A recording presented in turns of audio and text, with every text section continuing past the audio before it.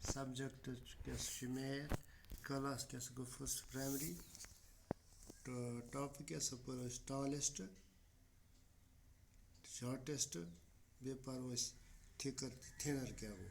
tallest गोड वो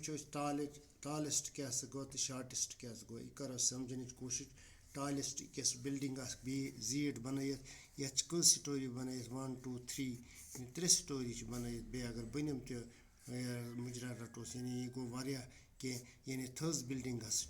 toll गो लंबा इन शॉर्ट हस गो छोट यानी टॉलेस्ट यह बर्ड बिल्डिंग थर्स यह वन टॉलेस्ट यम खुद शॉर्टेस्ट कुछ ये ब्या दिखे ये मिड मगर यह मिडल बिल्डिंग दुम ये त्रेम बिल्डिंग मगर यह न टॉलेस्ट न शॉर्टेस्ट यह दरमियान बिल्डिंग यानी वुचन पेटम टॉलेस्ट कुछ शॉर्टेस्ट कुछ किताब वो लेखा टॉलेस्ट वन टॉलेस्ट कुछ टॉलेस्ट दिमो यह टिक शॉर्टेस्ट कैसे दिमो यह टिक यह सारे खुद लकट यह सारे खुद थज बिल्डिंग यानी जीट बिल्डिंग वस ये पे ये चनार ये ट्री यह कुल ये कुल ये कुल मगर ये टॉलेस्ट यह कुल तो शॉर्टेस्ट हस कुल यानी यह दरमियान यह सेड सार कर इथे पे ये मज थिक द टॉलेस्ट टिक दिस सोचित मगर तथ दिस टिक इस टॉलेस्ट ये शॉर्टेस्ट टॉलेस्ट हस गो सारे खुद बोड़ हस ज्यूट हस टॉलेस्ट सारे खुद ज्यूट इथे पे दपान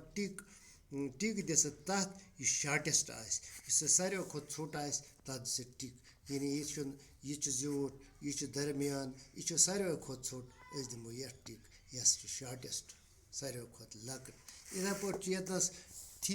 थिकर तो थिनर थिकर गो मोट पहन थिनर क्या गो थिक गो थिनर क्या गो जयुल ये मज कुछ थिकर हस यह थिनर तो यह थिकर यानी यह मोट यह जविज अगर गर्ल्स निमो नम कोर ये मज यह कोर यह थिकर यह कोर यह थिनर यह जविज इथे पे यह पन गोट यह पन फिरिक निमो यह थिकर यह मोट पन गोट यह थिनर यह जविल इथे पे टिक दिन यस वो थिकर कुछ ये मज मोट हस यह गो थिकर इथे पे ये मज दिस थिकरस मोट यानी मोट कुछ यानी सह गो यह दिमो टिक इथे पे